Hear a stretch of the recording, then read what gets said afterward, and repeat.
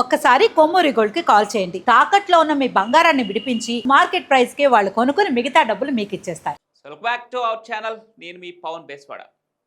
భారత్ పాకిస్తాన్ దేశాల మధ్య తలెత్తిన ఉద్రిక్తతల నేపథ్యంలో ఐపీఎల్ 2025 వారం రోజుల పాటు వాయిదా పడిన విషయం తెలిసిందే కదా. అయితే విదేశీ ప్లేయర్లందరూ ఇండియాని వదిలి తమ దేశాలకు వెళ్ళిపోయారు. అయితే ప్రస్తుతానికి యుద్ధం ఆగిపోయింది. ఐపీఎల్ రీస్టార్ట్ కోసం చకచకా పనులు జరుగుతున్నాయి. దానికి సంబంధించిన సమావేశాలు కూడా జరుగుతూ ఉన్నాయి. ఇప్పటికే విదేశీ ప్లేయర్లను వెనక్కి పిలిపించుకోవాల్సిందిగా ఐపీఎల్ ఫ్రాంచైజీలను బీసీసీఐ ఆదేశించింది.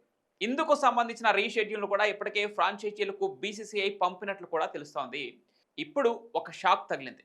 అదేంటంటే ఆస్ట్రేలియా క్రికెట్ బోర్డు కొత్త కుట్రలకు తెరలేపిందని కొంత సమాచారం. ఆస్ట్రేలియా ప్లేయర్లు ఇండియాకు రాబోరని ఇండైరెక్ట్గా చెబుతోందట ఆస్ట్రేలియా క్రికెట్ అకాడమీ. ఆస్ట్రేలియా ప్లేయర్లపై ఒత్తిడి తీసుకొచ్చి ఇండియాకు రప్పించే ప్రయత్నం అస్సలు చేయకూడదని ఆస్ట్రేలియా క్రికెట్ బోర్డు స్పష్టం చేసింది. ఒకవేళ అలా చేస్తే పరిణామాలు వేరేలాగా ఉంటాయని వార్నింగ్ కూడా ఇచ్చిందట. అటు ఆస్ట్రేలియా ప్లేయర్లకు కూడా గట్టిగానే వార్నింగ్ ఇచ్చిందట అక్కడి ఆస్ట్రేలియా క్రికెట్ బోర్డు.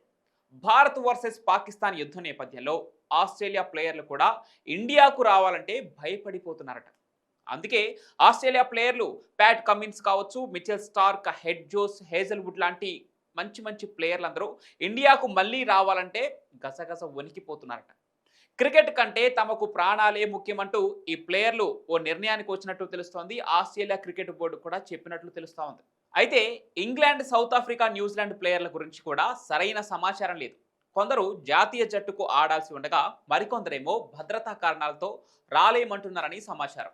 మరి ఈ సీజన్ ఐపీఎల్ ఎలా పూర్తి కానుందో మనం చూడాలి. దీనిపై మీ అభిప్రాయాన్ని కూడా కామెంట్ల రూపంలో తెలియజేయండి. మీ ఫ్రెండ్స్ అండ్ ఫ్యామిలీ మెంబర్స్లో ఉన్న ఐపీఎల్ ఫ్యాన్స్కు ఈ వీడియోను షేర్ చేయండి.